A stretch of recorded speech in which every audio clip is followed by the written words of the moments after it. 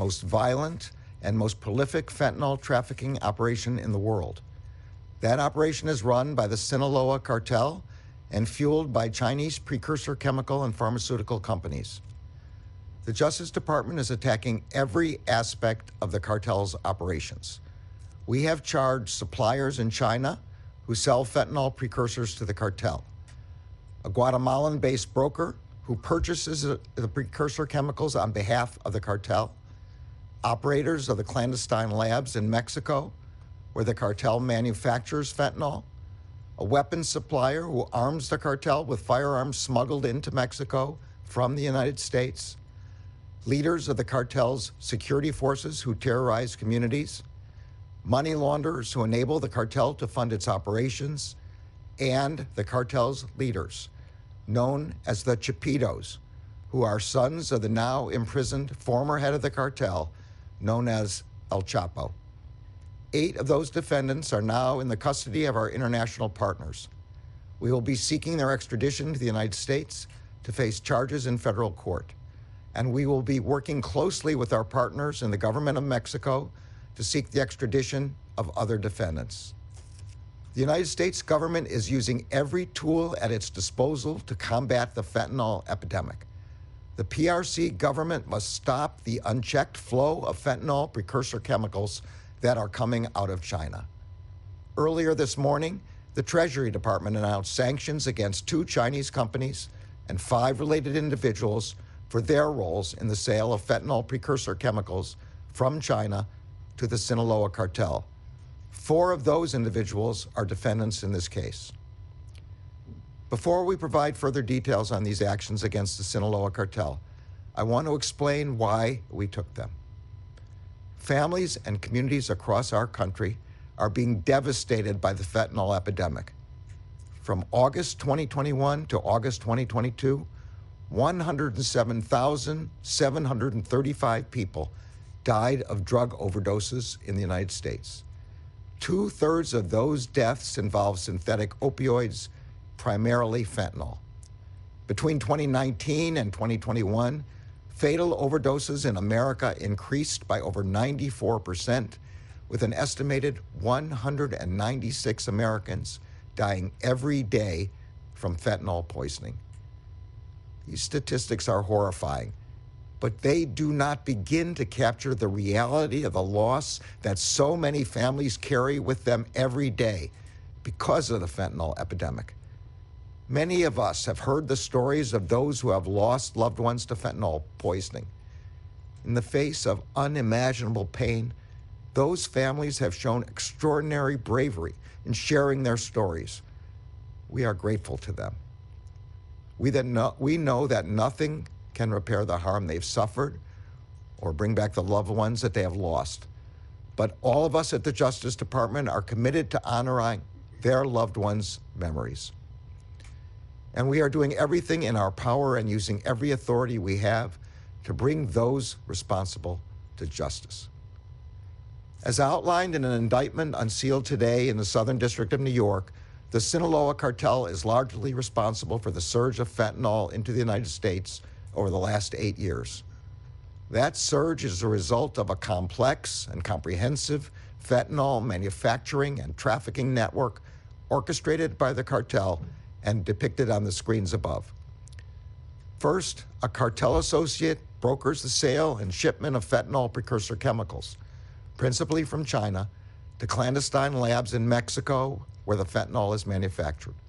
Those labs are guarded by cartel security forces who brutalize and terrorize Mexican communities.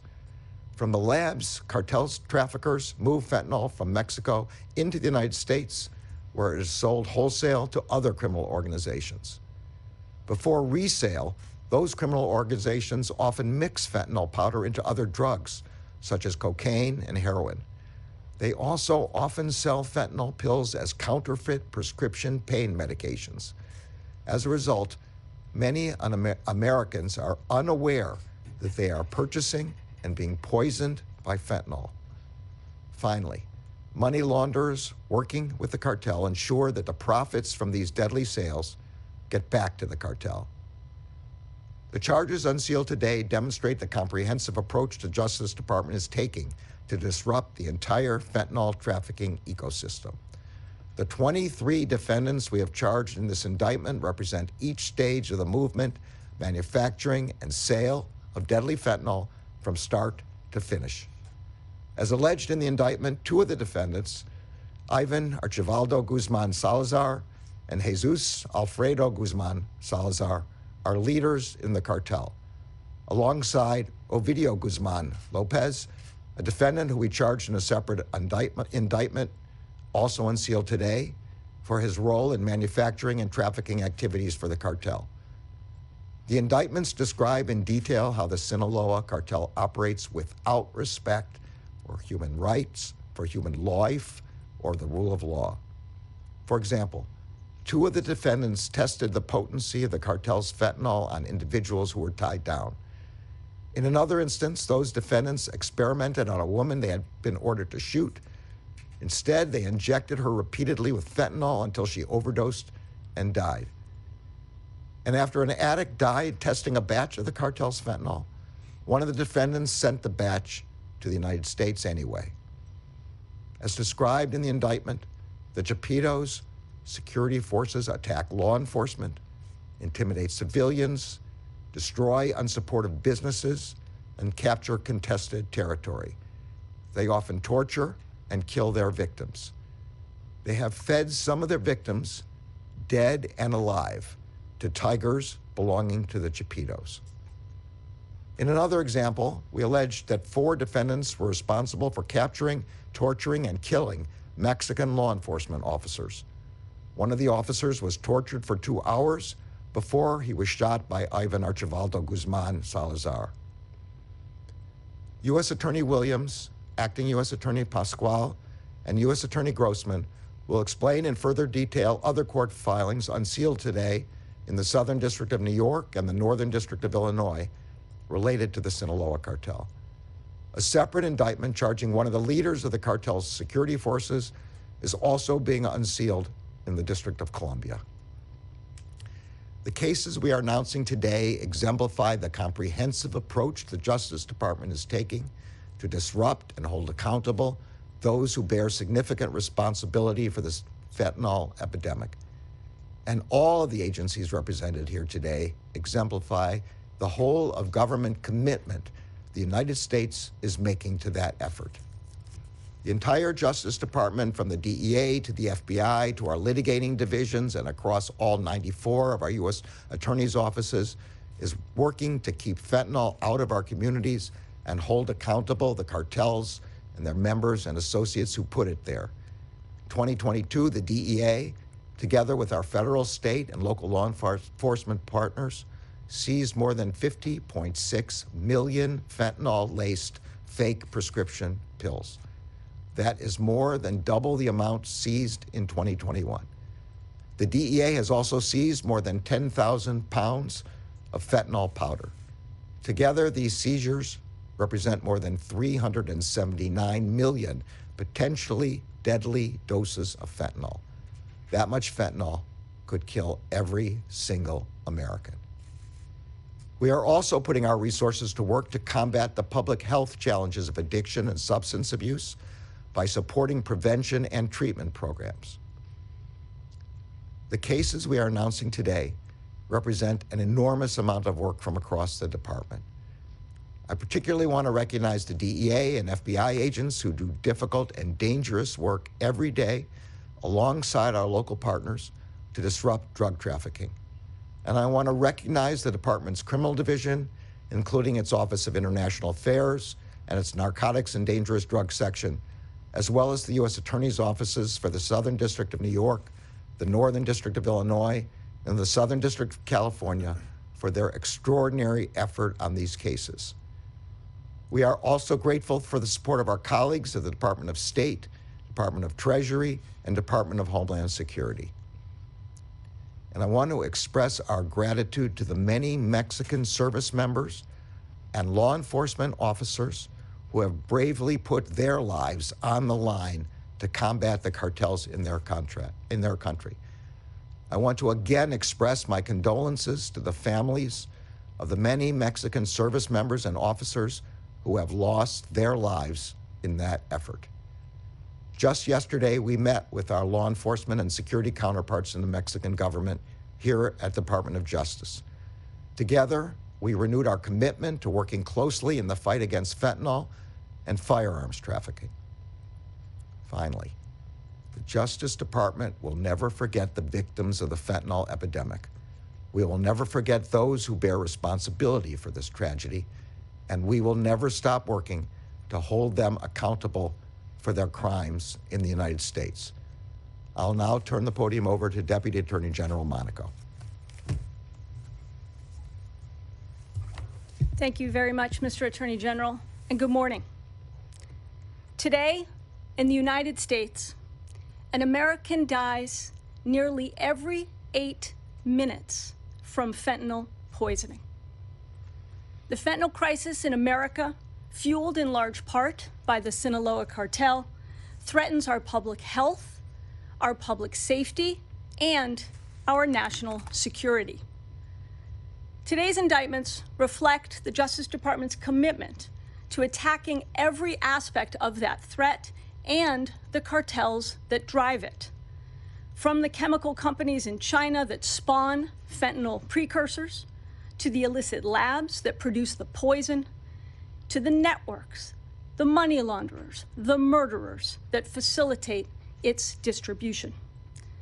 The Department of Justice is combating the cartels and the fentanyl epidemic the same way we've fought other threats, by targeting every aspect of their networks and by using all tools of national power to dismantle them. Just as we went on offense against terrorists and cyber criminals around the globe, the department is now waging a relentless campaign to disrupt the production, the distribution, the trafficking of fentanyl before it can reach its victims. The cases announced today expose the threat in disturbing detail, from precursor chemicals to suppliers, from chemists and distributors to hitmen. Each of the nearly 30 defendants in these cases represent part of the machine that is pumping poisonous fentanyl into cities and towns around this country. But we won't grind the cartel machine to a halt unless we attack it from every angle. And to do that, we need to use every tool that we can and to join forces with partners around our government and around the globe. As the Attorney General described, earlier this morning, the Treasury Department announced sanctions against 2 Chinese companies and 5 individuals responsible for providing precursor chemicals to the Sinaloa Cartel. And today, the State Department is announcing up to $56 million in rewards for information leading to the capture of these defendants. By combining our partners' authorities with our own to disrupt the criminal networks trafficking fentanyl, the department and our law enforcement partners are expanding the battle space. But to win this fight, we must also work with partners beyond our borders. We must capitalize on the strength and the reach of our law enforcement partnerships around the world, including with our Mexican neighbors. Yesterday, the Attorney General and I met with top Mexican security officials. We agreed that we share a common mission, protecting our communities. We thanked them for recent actions in service of that mission, including the capture of Ovidio Guzman Lopez, one of the Chapitos, who led the branch of the Sinaloa Cartel responsible for large volumes of fentanyl trafficking. And we acknowledged the sacrifice of Mexican forces in this fight. The cartels that kill Americans with fentanyl are the same deadly forces that have killed brave Mexican officers. The blows that we deal to these cartels protect the citizens of both our nations. But we must do more than just cross geographic borders. We need to expand our efforts into cyberspace. Thousands of Americans, including children, are dying from fentanyl marketed and distributed over social media. It is no longer enough to protect our children from drug dealers in the park or on the street corner. because now those drug dealers are plying their deadly trade on social media apps running in the phones in our kids' pockets. Just last week, the DEA administrator and I met with social media companies to discuss how they can and how they must do more to stop the sale of fentanyl on their platforms. Working together across the government, with the private sector, and using every available tool, we will defeat these cartels. The women and the men of the DEA, the FBI, and their law enforcement partners, including at the Department of Homeland Security, and the tenacious prosecutors across the country who are represented here today, have worked painstakingly over many years to expose this threat and to hold perpetrators to account. They do their work to keep their communities safe and to honor those we've lost. It is a privilege to work with them. And now I'll turn it over to the DEA administrator for more details on these investigations and on our fentanyl strategy.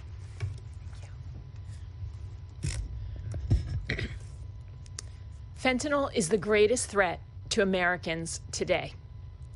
It kills more Americans between the ages of 18 to 45 than terrorism, than car accidents, than cancer, than COVID.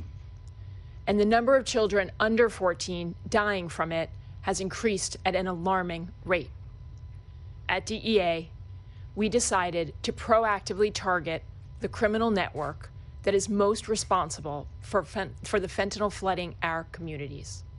We looked at our data, and the answer was clear.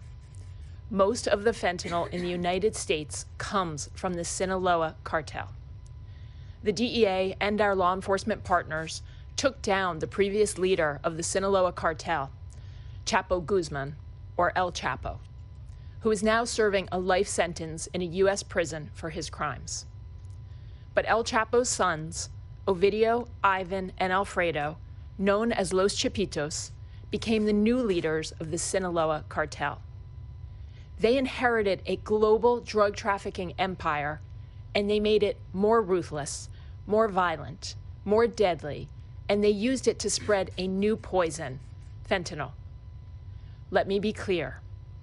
The Chapitos pioneered the manufacture and trafficking of the deadliest drug our country has ever faced. And they are responsible for the massive influx of fentanyl into the United States. As a direct result of their actions, we have lost hundreds of thousands of American lives. And so the DEA proactively targeted the Chapitos network, and we followed it across the globe. To China, where the Chapitos partner with Chinese chemical companies and brokers to acquire fentanyl precursors, the ingredients necessary to make fentanyl.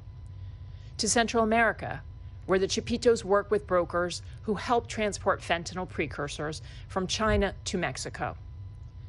To Mexico, their home base, where the Chapitos run secret laboratories, transform fentanyl precursors into fentanyl powder and pills, and smuggle it into the United States by land, by air, by sea, by underground tunnel.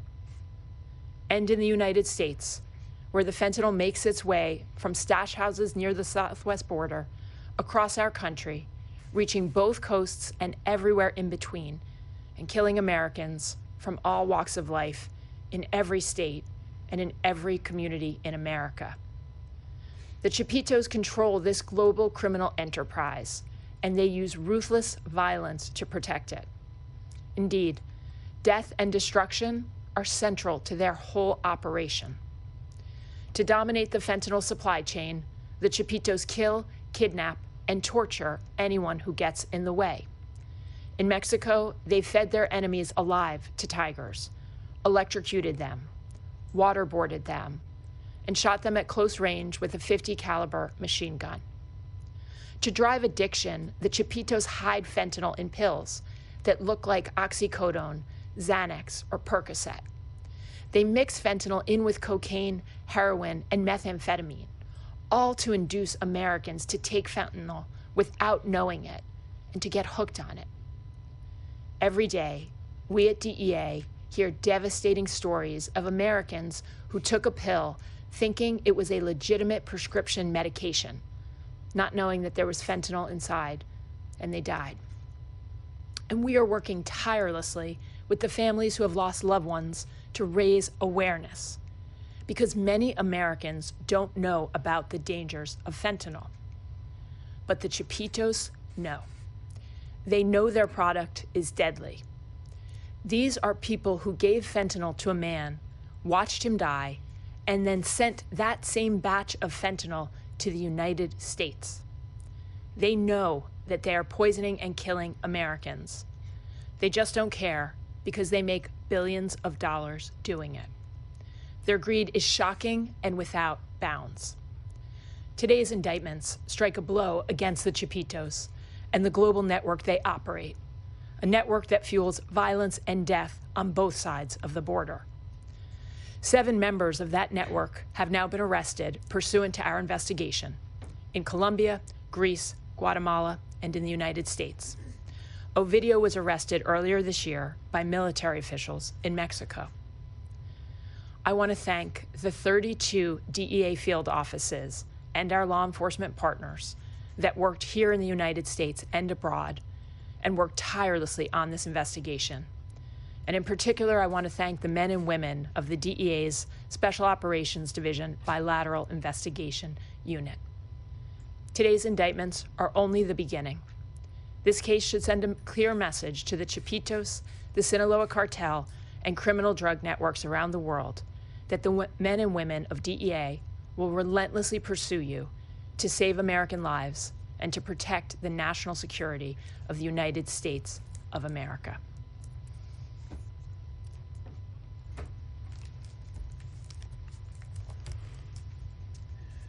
As the U.S. Attorney for the Southern District of New York, I have the honor of leading the women and men who bring some of the most significant investigations and prosecutions in this nation. To me, this indictment is the most significant of my tenure. It is the most urgent. And that's because fentanyl is the most dangerous drug this nation has ever confronted. Let's just be real for a moment. Fentanyl doesn't care about who you are, what you do, what you believe, who you love, who you might be leaving behind. It doesn't care if your first time using it is your last time.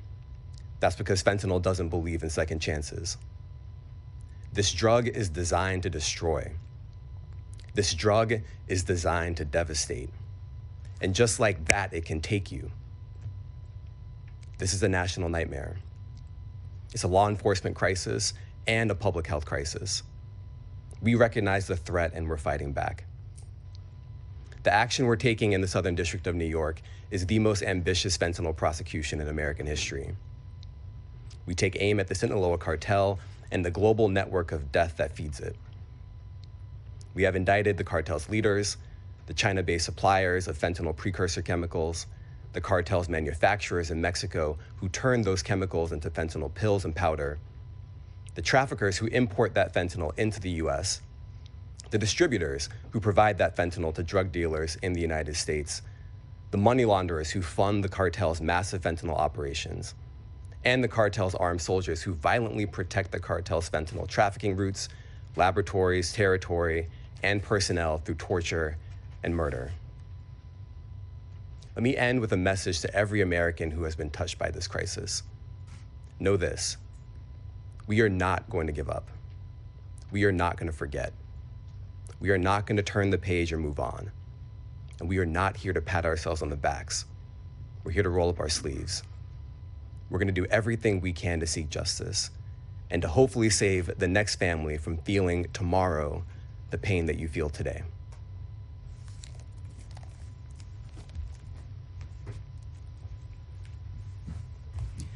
Good morning, I'm Morris Pasquale, and I'm the acting United States Attorney for the Northern District of Illinois. The Northern District of Illinois' charges announced today are the latest in a series of indictments brought in Chicago, San Diego, and Washington, D.C. against Sinaloa Cartel members and their associates.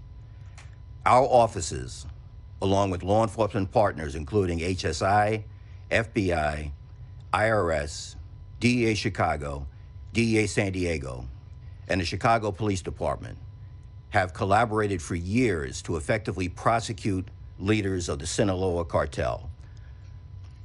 Dozens of high-ranking Sinaloa members and associates have been convicted and are serving long prison terms because of those prosecutions. The Northern District of Illinois indictments against the Chapitos represent a broad-based effort to dismantle the cartel. They provide a substantial step in bringing this younger generation of Sinaloa cartel leaders to justice for more than a decade of harm caused by their enterprise. For decades, the Sinaloa cartel has trafficked illegal drugs into the United States and used violence, even violence against law enforcement, to do so. This criminal enterprise's drug trafficking, including the trafficking of cocaine, heroin, methamphetamine, and the violence resulting from that trafficking, has had a particularly destructive impact in the Chicago area. Chicago has long been a transportation hub and a significant market for the cartel. The damage that these dangerous drugs have caused in Chicago's neighborhoods is truly immeasurable. Combating the trafficking of illegal narcotics remains a top priority of the United States Attorney's Office in Chicago. We will continue to aggressively investigate and prosecute individuals, from the leaders of the cartel down to the local trafficking organizations, who are flooding Chicago with illicit drugs and reaping profit from the destruction that they are inflicting on our communities. Our work in this important area continues. Thank you.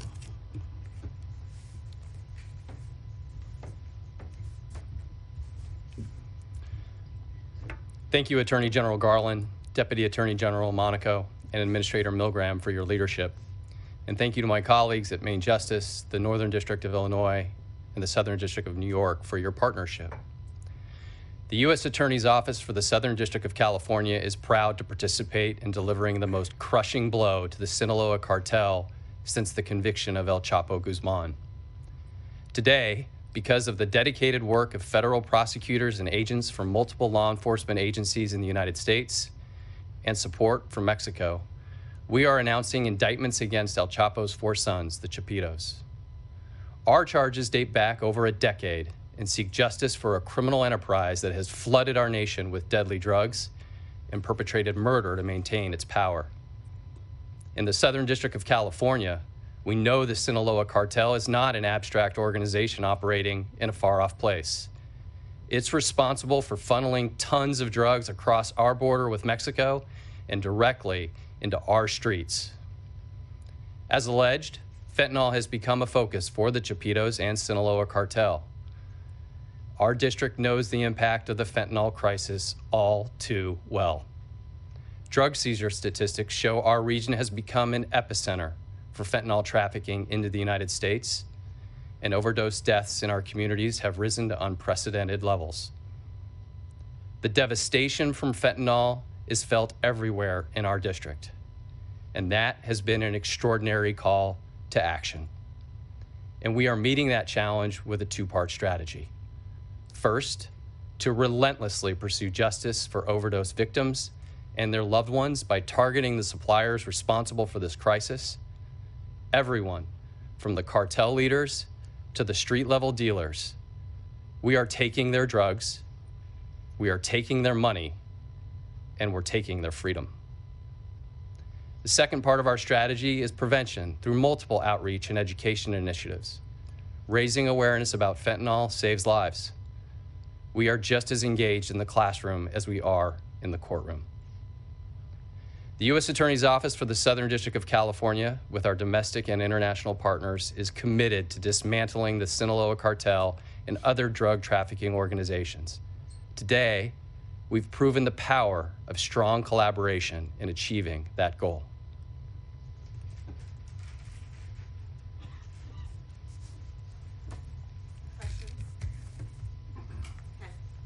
Mr. Attorney General, given the Recent comments by the president of Mexico that fentanyl is not produced in his country, which this case obviously refutes. Could you speak candidly to the American people about the challenges you're facing in getting the Mexican government to do everything it can to capture these wanted traffickers and otherwise disrupt the cartels? And if I could just ask on this leaks case that we're all talking about, I know you probably can't comment on the details, but as a senior national security official in the government, are you concerned that the U.S. national security apparatus does not have a handle and is not properly monitoring the 1.3 million Americans who have top secret security clearance? So starting with the second question first, since everyone is talking about it, I really just point you at what the Secretary of Defense has said, that the Department of Defense is leading an important effort now to evaluate and review the national security implications, and most important, to conduct a review of the methods of access, accountability, and control procedures that the department has so that something like this can never happen again. On the more general question, we met yesterday with all of the major security ministers of Mexico: Secretary of Defense, Secretary of the Navy, the Attorney General, the Secretary of Interior Security, the Foreign Minister, and we all know that we need to work together continually to strike against this enemy that is injuring people in both of our countries, is killing law enforcement and service members in Mexico, as well as individuals in Mexico, communities in Mexico, and is doing the same in the United States. So we will be working together on all of these matters. Sadie. Hi there. Okay, so Deputy Attorney General, you had mentioned the role of social media companies in cases like this. I was hoping I could trouble you to elaborate on the role of social media in this specific case, and also what your interactions with those companies have been like. And then, Attorney General, if I can ask you a question about our Wall Street Journal reporter, Evan Gershkovich. You've been a long-time advocate of press freedom, and so I guess I'm wondering what you think Russia's arrest of an American journalist on espionage charges says to you about the state of press freedom around the world. Yeah, I'll start with the second, and then I'm sure it'll be no trouble for the deputy to answer the first. The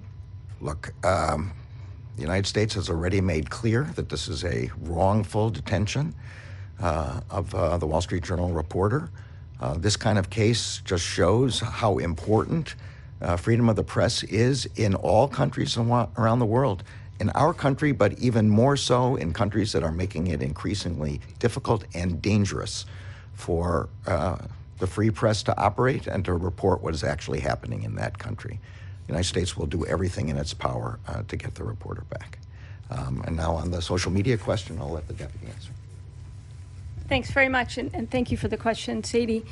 Look, I highlighted the role of social media in this threat precisely because we are seeing more and more often that social media is a feature of and is involved in the cases that we are investigating. All too often, we're seeing that that's where the meat happens. That's where the first connection is made. That's where the terms of the deal are being hashed out. And so we have to include this as part of the entire supply chain. Indeed, the social media apps that are part of this distribution and sales of deadly fentanyl and other synthetic opioids really are part of the supply chain. Indeed, they're the superhighway of this supply chain. And that's why we recently met with representatives of the social media companies. They need to do more to address the sales of this deadly and illicit drugs on their platforms. We had a substantive conversation, I would say, but it's just the first of what need to be many more steps to address this problem. And I don't know if the DA administrator wants to comment at all. I would just say very broadly, in the investigations that we are continuing to run throughout the United States on the Chapitos and the Sinaloa Cartel, we see social media across investigations in every single field division that we have. What we are seeing is cartels and networks like the Chapitos are using social media to recruit couriers. They're using it to show weapons flashes, to show videos and photos of the drugs, the fentanyl powder and pills that they're producing. And they're also using it with their traffickers and their associates and their facilitators to do, as the Deputy Attorney General said, sell their drugs and get into every single house in the United States of America. Because anyone with a smartphone who has access to social media within a few clicks is now able to purchase drugs. What social media companies are doing is they are solving the last mile problem for the cartels. They are getting the drugs after they've been produced and manufactured, and they are getting those pills and those powders across the United States. We have more than 200 million Americans who have social media accounts, and so we know that they are harnessing this and they see it as their best opportunity to relentlessly expand the Sinaloa Cartel's business. Lindsay? On the cartel case, I was wondering, could you speak a little towards how this large case is going to halt the flow of fentanyl into the U.S. that we're seeing every day? And separately, on the leaker case, could you say whether there's any other suspects you're looking for and whether there's any kind of foreign nexus at all? So on the last one, you all know me pretty well. You know, we have a pending case. There was just his first appearance was this morning. The detention hearing will be held on Wednesday, and I'm really not able to talk anymore. It's an ongoing investigation. And on the first, we have no illusion that any one case will stop fentanyl from coming into the United States. I think the U.S. Attorney for the Southern District said it very well. This is just one important step that we're taking to help dismantle this cartel. We have to be relentless about it, and we will continue to be relentless about it. And the thing that makes this case particularly important is that we're going after the entire network, from precursors to importation into Mexico, to the manufacturer, to the weapons, to the money launderers, to the distribution in the United States. But this is just one of the most important cases we've brought, but we will continue to be, I shouldn't say it's one, it's actually at least 5, but we will continue to be doing that. Devlin? Back on the leak case for a minute, what message do these charges send to anyone who would take home hundreds of classified documents? Let me talk somewhat more generally. Thanks for the question, Devlin. If this is not just about taking home documents, that is, of course, itself illegal, but this is about the transmission, both the unlawful retention and the transmission of the documents. Everyone knows here that the documents in the end were transmitted. That violates 18 U.S.C. 793 and 18 U.S.C. 1924. There are very serious penalties associated with that. People who sign agreements to be able to receive classified documents acknowledge the importance to the national security of not disclosing those documents. And we intend to send that message, how important it is to our national security. Last question, Jake. So, on the drug case, what is your understanding of how much territory the cartels control south of on the border, on the southern border, and designating them foreign terrorist organizations? Would that make any more tools available? We're speaking about where you're using every tool available. Secondly, on the leaker case. That sounds like It's all right. On the leaker case, he was in court already this morning, obviously in federal court in Boston. Does this mean categorically that this is going to be handled entirely by the Department of Justice, or could this end up being in a military charges as well? So I don't want to speculate about the latter. This does mean that this case is being pursued in federal civilian courts, and the next appearance, as I said, will be a detention hearing on Wednesday. That's how the Justice Department proceeds. I don't want to say anything about what else might be possible. Let me see if I can go work backwards. Just remind me for 1 second. The second. How many? What is your understanding of how much territory the Sinaloa and other cartels, control along the border? And would designating them a foreign terrorist organization help in any way with giving you more tools? So on that question, of course, the designation of a foreign terrorist organization is up to the State Department, and we'll defer to their judgment about that. We have, as this case shows, we have an enormous number of tools already. They have already been designated as transnational criminal organizations. We have the ability, and particularly with the sanctions that the Treasury Department has just laid today and has laid in some of these cases before, to prosecute every person along the chain. The DEA is not restricted to only prosecuting events that happened in the United States, as long as they had an effect in the United States. On the question of the amount of territory, I'm not sure. There's nothing in the papers that explains that. I'd be happy to leave it, have the DEA administrator say something, but this is really outside the scope of what we're doing here.